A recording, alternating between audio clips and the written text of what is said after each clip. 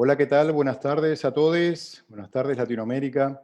Bienvenidos a la mesa temática colectivo LGBTIQ+. Hoy tenemos el placer de contar con dos compañeros. Lamentablemente, nuestro coordinador de mesa no pudo hacerse presente, Juan Jiménez de Nicaragua, así que lo vamos a tener en otra oportunidad. Muchas gracias, compañeros, por asistir a esta mesa y por aportar desde sus colectivos y desde sus países. Tenemos el gusto de contar con nuestro colega Daniel Coelho de Brasil y David Paniagua de Costa Rica. Vamos a empezar, si les parece, con la exposición de Daniel, que antes, Daniel, te voy a presentar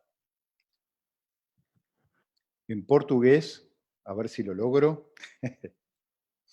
Daniel Coelho es psicólogo, maestrando em Psicologia pela Universidade Federal de Pernambuco, é integrante do Núcleo Feminista de Pesquisa em Gênero e Masculinidades, compõe a Articulação Regional de Psicólogos e Psicólogas Trans em Pernambuco, o Movimento Independente de Homens Trans e Transmasculinidades do Pernambuco. Adelante, Daniel, tienes 20 minutos para exponer. Buenas Bienvenido. tardes, gracias. Buenas tardes a todas as pessoas. A princípio, me gostaria de felicitar o evento. É um grande prazer estar aqui. Eu não hablo castelhano, assim eu vou tentar um pouco de portunhol. Como has dito, eu sou Daniel, estou falando de Brasil, na região do Nordeste do Brasil, no estado de Pernambuco. Estou fazendo uma maestria na Universidade Federal de Pernambuco, no curso de Psicologia. Sou parte de um grupo de pesquisa chamado GEMA. É um grupo de estudo de gênero e masculinidades com a perspectiva feminista. Sou parte também de um coletivo de homens trans chamado Movite. E é um pouco sobre esse coletivo que vou falar. Como temos pouco tempo para falar, minha apresentação é como um spoiler do movimento de homens trans aqui. Pero inicialmente me gostaria de falar um pouco sobre as perspectivas de los temas LGBT em Brasil. Um rato. Okay. Entonces, movimento de homens trans em Pernambuco. Em Brasil, as agendas LGBT aparecem com mais força a finales dos anos 70, a partir de um processo de redemocratização. E nesse momento, a participação dos movimentos sociais no governo aparecem com mais força também. Em 2004, durante o governo do presidente Lula, tivemos a criação do projeto Brasil Sem Homofobia. Esse projeto teve como objetivo promover recomendações a los sectores governamentais sobre a promoção da equidade e acesso a los serviços públicos. 2 anos depois, em 2006, se cria a portaria do nome social em los serviços de saúde. Com isso, as pessoas trans tinham direito a poder usar o nome que identificam em los serviços públicos. Em 2008, se cria o processo transexualizado em SUS. Com esta portaria, as pessoas trans agora contam com serviços ambulatórios e hospitalários orientados às suas demandas específicas. Pero, nesse momento, era algo mais orientado às mulheres trans e travestis. Em 2011, se criou a Política Nacional de Saúde Integral LGBT. E em 2013, o processo transexualizador é expandido e é possível realizar cirurgias para homens trans, as mastectomias. 2013 é um ano muito importante para os homens trans, porque é quando o movimento sai com mais força. O movimento de homens trans em Brasília é um movimento muito recente. O primeiro foi criado em 2012, chamado Associação Brasileira de Homens Trans. Em 2013, se realizou o primeiro encontro de homens trans do Norte e Nordeste. E desse encontro surgiu o Instituto Brasileiro de Transmasculinidades. Hoje é o coletivo de homens trans com mais renome do país. Em 2018, do Ministério de Saúde, em associação com o Instituto Brasileiro de Transmasculinidades e a Rede Nacional de Pessoas Trans em Brasil, criou um folheto dirigido a homens trans especificamente.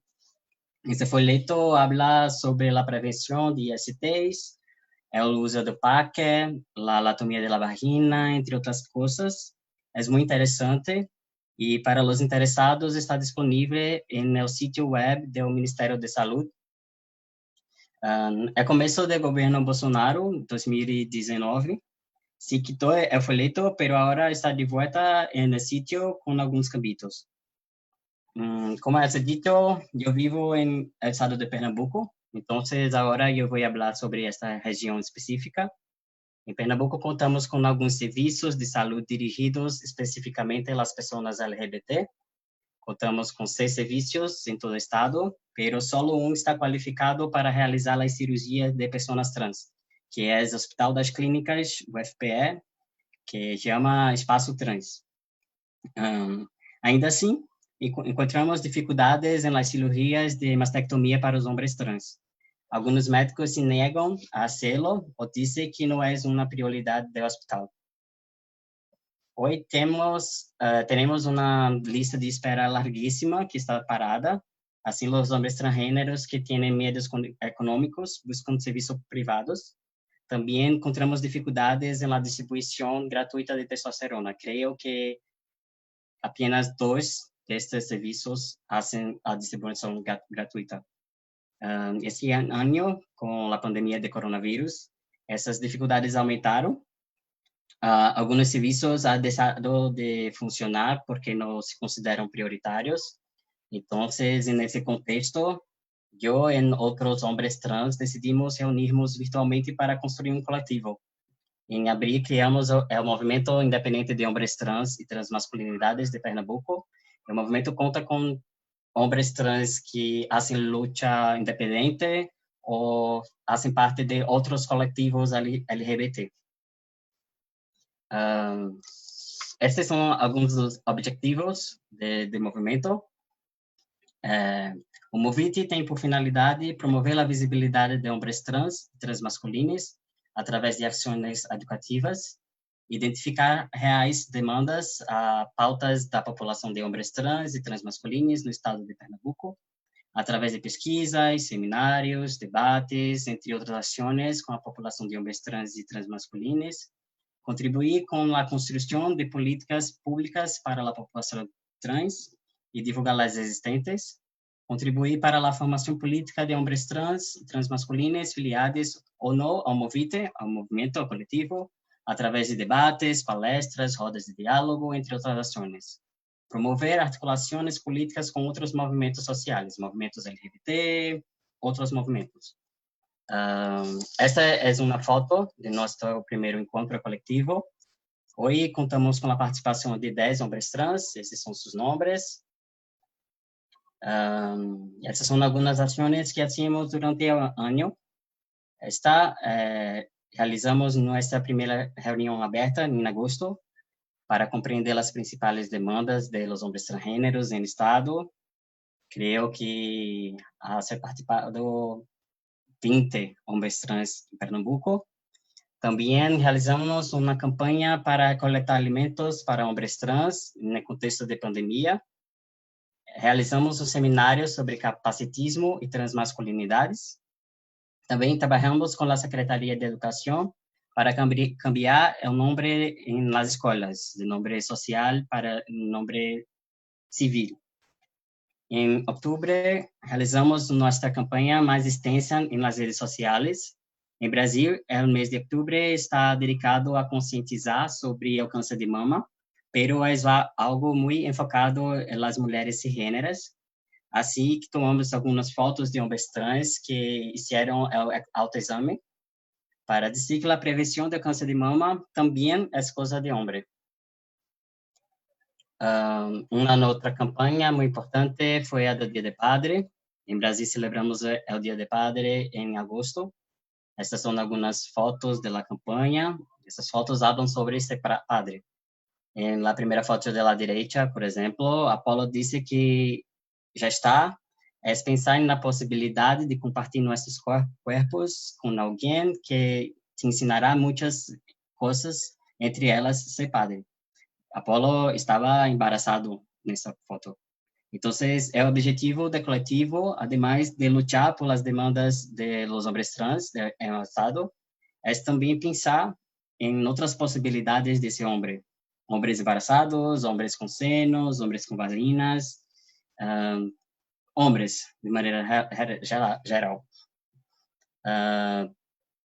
Creo que por este momento es esto, listo, es todo por hoy. Podemos seguir dialogando en caso de dudas. Y este es nuestro Instagram, nuestro email, nuestro correo electrónico y es esto. Muchas gracias. Muy bien, Daniel, muchas gracias. Muchas gracias, muy claro. Pues hablas muy bien el español, ¿eh? Pensamos que no te íbamos a entender, pero te entendimos todo. Perfecto. Gracias. Bien, vamos a darle paso ahora al compañero David. David Paniagua es de Costa Rica y egresado también de la maestría Perspectiva de Género en los Derechos Humanos de la Universidad Nacional de Costa Rica. Es egresado de la licenciatura en Psicología, bachiller en Género y Desarrollo, ambas carreras cursadas en la Universidad Nacional de Costa Rica. Desde el año 2017 trabaja para la Asociación Demográfica Costarricense en el cargo de educador sexual para el proyecto País, Costa Rica, un modelo sostenible de prevención combinada y atención a la población de hombres que tienen relaciones sexuales con hombres y mujeres trans. También se desempeñó como consultor independiente en temas de igualdad de género, masculinidades, prevención de VIH, hostigamiento sexual y derechos humanos, donde ha participado como co-creador de la política local para la igualdad efectiva entre hombres y mujeres de los cantones de Santo Domingo y Vázquez de Coronado. David también fue facilitador de talleres en las 7 provincias de Costa Rica y en la República Dominicana y, por supuesto, es miembro de la red Men Engage Costa Rica. Bienvenido, David. Te damos la palabra y si tenés algún PPT ya también lo puedes compartir. Adelante. Muchísimas gracias, Darío. Es un placer poder estar acá hoy con ustedes compartiendo experiencias y saberes desde diferentes latitudes.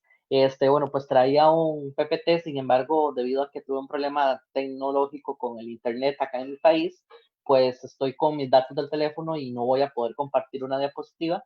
Sin embargo, lo que yo quiero aprovechar estos espacios para hacer una provocación con respecto a espacios de incidencia política.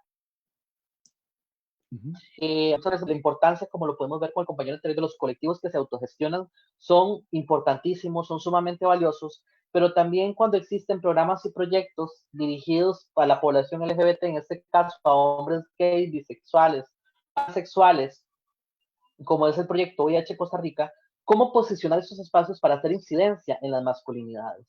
Y es que cuando trabajamos en proyectos orientados a la población LGBT, si no reconocemos el género como parte de la ecuación de lo que estamos abordando, muchas veces los abordajes se quedan incompletos porque no reconocemos esa importancia de irlos integrando. Entonces, desde la Asociación Demográfica Costarricense, que es donde yo me desempeño, hemos empezado, bueno, desde que empezamos con el proyecto VIH Costa Rica, hemos querido aprovechar este espacio y estos recursos no solo para la prevención del VIH, sino para la promoción de modelos de masculinidad igualitarios que respondan a los derechos humanos y también se cuestionen, porque muchas veces en la mayoría de casos cuando hablamos de prevención del VIH en hombres, no reconocemos la masculinidad tradicional como un factor de riesgo. Es decir, que tenga que ver en cómo el aprendizaje de ser hombre ha incidido significativamente en la manera en que este hombre se relaciona con el riesgo. Entonces, desde la Asociación Demográfica hemos generado diferentes estrategias, campañas y espacios que facilitan poder generar la reflexión más allá de solo estar hablando de prácticas sexuales seguras, uso correcto del condón y hablar del autocuidado, hablar de algunos comportamientos de riesgo y sustancias, usos. También poder profundizar en temas como las relaciones de pareja, en temas como la violencia entre hombres, también en las relaciones de pareja, el consenso, el respeto por los cuerpos de las otras personas. Y desde acá se ha empezado a establecer una plataforma que permite a los chicos tener una conexión con la organización que ha venido a facilitar este espacio para poder posicionar el tema de las masculinidades. Porque históricamente cuando se habla de VIH, ¿verdad? Siempre se habla de que con la población LGBT y principalmente con los hombres gays. Y se ha creído históricamente que el tema de VIH tiene que ver con los hombres por su orientación sexual, pero nunca nos hemos detenido a pensar que tiene que ver más cómo ha sido el aprendizaje de esa identidad de género. Cómo los hombres como tal, independientemente heterosexuales, bisexuales, pansexuales, asexuales, están influenciados por los mandatos patriarcales. Y a partir de esto, esta construcción de la masculinidad deviene en una serie de mitos y estereotipos que normalizan el riesgo, se erotiza el riesgo, diría Guillermo Escamilla de México. Hay una erotización del riesgo que hasta el momento que no empecemos a abordar esta erotización del riesgo y cómo los hombres se relacionan con el riesgo, cómo utilizan su capacidad para arriesgarse, es ahí donde debemos empezar a profundizar en la necesidad de hablar sobre estos mandatos masculinos, en la necesidad de indagar cómo influyen y que los hombres empiecen a relacionar cómo han aprendido a ser hombres y cómo esto incide y cómo ejercen el riesgo. Yo en los talleres, en los diversos espacios que abrimos, siempre hablamos de la capacidad para arriesgarnos. ¿Para qué utilizamos los hombres la capacidad para arriesgarnos? En general, los hombres, independientemente de su orientación sexual, vemos cómo el riesgo siempre está asociado a situaciones que van asociadas a la competencia entre hombres, que van asociadas a diversas acciones que tiene que ver más con un tema de medir habilidades y estar demostrando que se es hombre, mientras que no se está utilizando esta capacidad de riesgo para experiencias y situaciones que me ayuden a crecer como ser humano. Con esto tampoco quiero satanizar las prácticas sexuales y hablar, ¿verdad?, de que tener prácticas sexuales con diferentes personas, incluso desconocidas, es algo, comillas, ¿verdad? No quiero moralizarlo ni mucho menos, sino comprender cómo los hombres, qué uso estamos haciendo de las prácticas sexuales de los hombres. Si lo estamos haciendo de un discurso del placer, del disfrute, de construir, independientemente como éstas sean, con una pareja estable, con diferentes personas, ¿verdad? O estamos utilizando muchas veces las prácticas sexuales como un recurso para no encontrarnos, para no afrontar emociones, para no poder conectar con aquello que nos está pasando y nos atraviesa como seres humanos. Y es ahí la reflexión que hemos estado intentando ir construyendo desde Asociación Demográfica para poder demostrar la importancia de transversalizar el género en los proyectos y en la salud sexual y reproductiva, en este caso de los hombres LGBT. Es necesario poder empezar a generar estas reflexiones y reitero que lo que más me interesa a mí es generar esa provocación, es que podamos reconocer que necesitamos integrar la perspectiva de masculinidades en todos los trabajos que hagamos en los hombres desde los diferentes lugares. Y así como los colectivos autogestionados construyen, también en esos espacios existen plataformas que podemos empezar a potencializar desde los diferentes lugares y espacios donde nos estamos desarrollando. Es ahí también esa necesidad de poder pensar en estrategias. ¿Qué es lo que estamos utilizando? Entonces, ¿cómo lo hacemos? Bueno, tenemos talleres mensuales donde hablamos sobre diversos temas que a los hombres les interesa, ¿verdad? Entonces, en este caso hemos hablado de los poppers, que es como una sustancia que se usa generalmente para la práctica sexual, el uso de aplicaciones de ligue, los cuidados que hay que tener, también el respeto, porque también dentro de los colectivos y la población LGBT, los hombres, encontramos misoginia, encontramos gordofobia, encontramos racismo, encontramos capacitismo. Y es ahí también donde necesitamos ir deconstruyendo esta idea hegemónica de la belleza sobre lo que significa ser hombre, sobre lo que se espera que debe ser un hombre, porque todos estos mandatos están en la mayoría de los casos muy instaurados. Entonces, un taller, por ejemplo, como de aplicaciones de ligue, aquí se utiliza mucho una que se llama Grindr, ¿cómo nos permite empezar también a posicionar el tema de la violencia? Como a partir de este taller hablamos de quién lo han hecho sentir mal en Grindr. ¿Quién ha hecho sentir a alguien mal en Grindr, verdad? Y desde ahí poder hablar de la violencia, poder hablar también de la empatía y generar reflexiones que puedan contribuir no solo al autocuidado, sino también a construir relaciones más igualitarias y respetuosas, tanto para las prácticas sexuales como en la vida cotidiana. Y visibilizar la violencia como un problema que atenta contra la dignidad humana. Entonces, los talleres han sido una estrategia bastante concurrida que hemos hecho sobre, por ejemplo, Grindr, la PrEP, que es la profilaxis preexposición, que apenas está entrando en nuestro país, hay dudas, preguntas.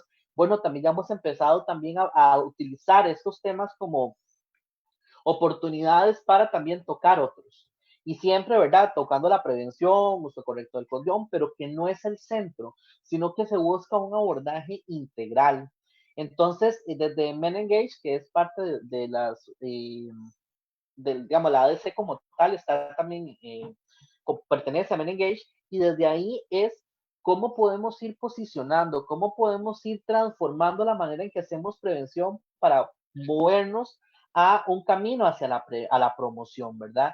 Y en este caso, cuando promovemos masculinidades integrales, despatriarcalizamos las masculinidades, lo que vamos a ir construyendo es promoviendo un montón de situaciones, de estilos de vida que van a terminar en la prevención de qué? De situaciones en la salud, de implicaciones de violencia, y desde ahí es un modelo muchísimo más completo, un modelo más holístico, en el cual de verdad que todos los proyectos que estén dirigidos a hombres, tanto heterosexuales como no heterosexuales, ¿verdad? Y con cualquier otra identidad, orientación sexual, pero disculpen, es importantísimo que retomemos la categoría masculinidad. Y cuando hablamos entre hombres LGBT, que si bien pertenecemos a un sector de la población históricamente discriminado, también somos sumamente opresores. Somos sumamente opresores en el sentido que históricamente siempre son los más visibles.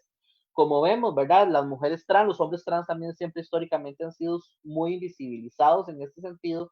Y los hombres gays cisgénero, ¿verdad? Como tal, siempre han sido los más privilegiados, incluso en lo que se trabaja. Y por eso es importantísimo que podamos reconocer todo esto y empezar a posicionarlo desde la reflexión y las acciones. Espacios también que hemos construido para la socialización entre chicos. Es una dinámica que empezamos muy recientemente, pero no la hemos podido desarrollar más dada la pandemia.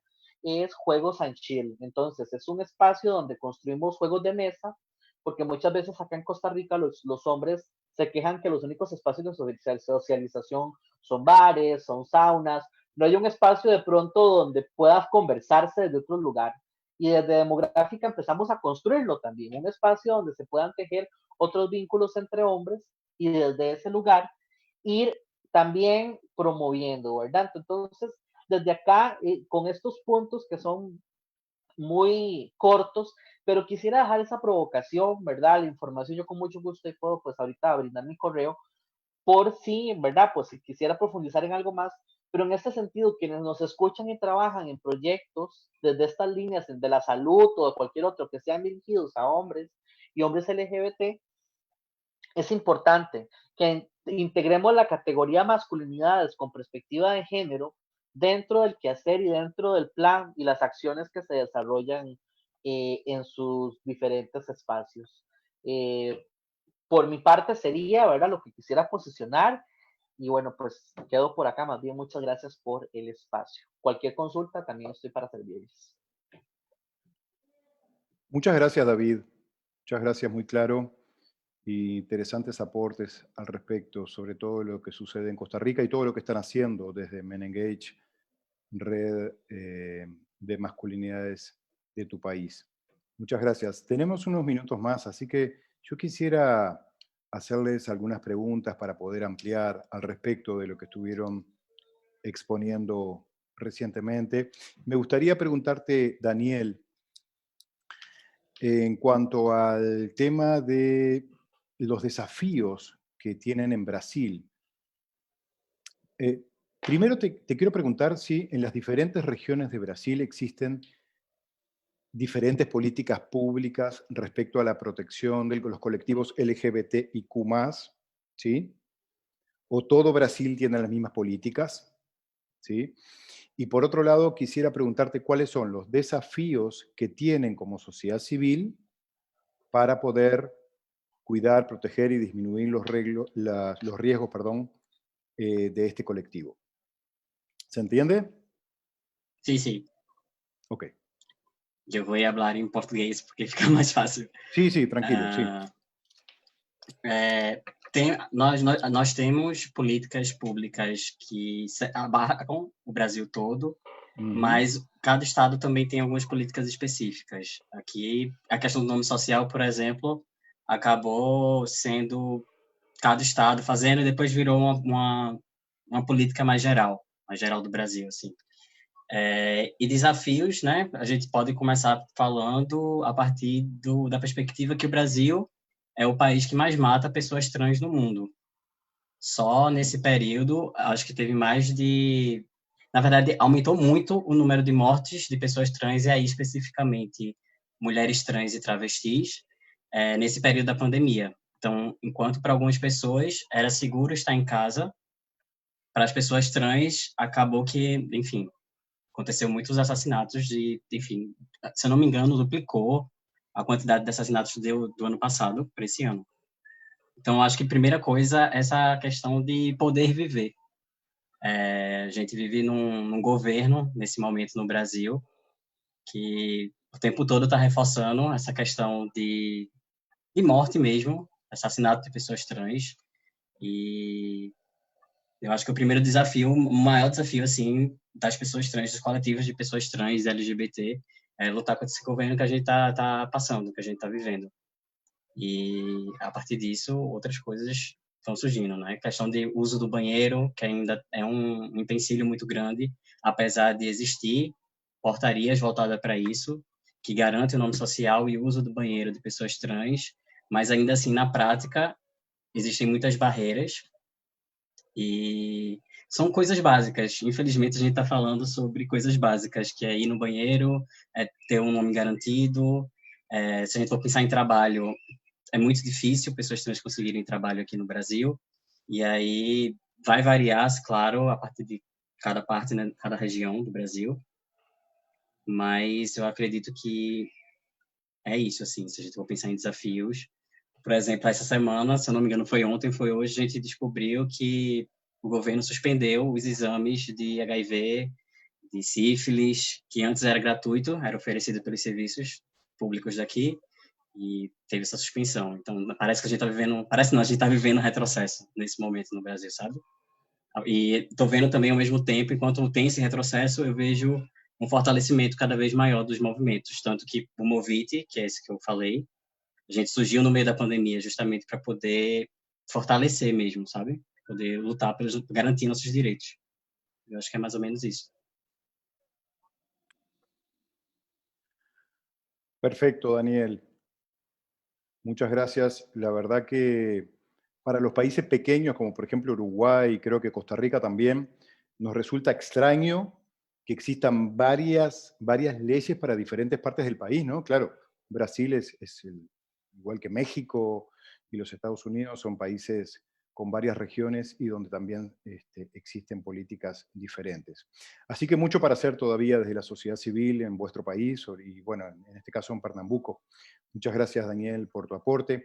Y quisiera preguntarte, David, antes que nada también agradecerte por tus propuestas, por tu planteo. Planteaste claramente cuáles son las estrategias de intervención para disminuir los riesgos para personas LGBT y sobre todo varones trans en Costa Rica. Sé y doy fe porque estuve con ustedes trabajando, bueno, específicamente en el Instituto WEM, y doy fe de que están generando acciones bien intensas y con influencia bastante fuerte en estas políticas del gobierno. Vos hablabas de la misoginia, de la gordofobia, de la homofobia, de la transfobia que existe también en Costa Rica. Y yo quisiera preguntarte, por último, ¿cuáles son los riesgos que tienen las personas trans? ¿En qué sentido te lo pregunto?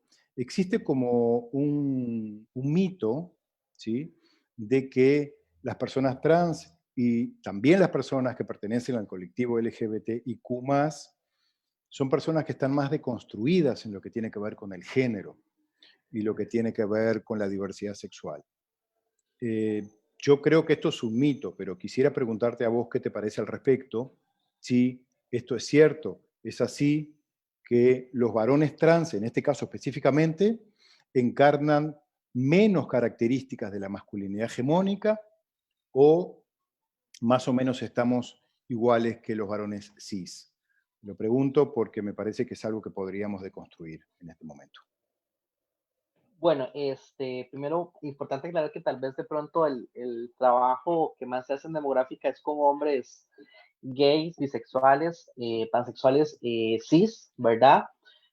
Mayormente se cubren a hombres cis, es como la población, sin embargo también pues participan algunos hombres trans.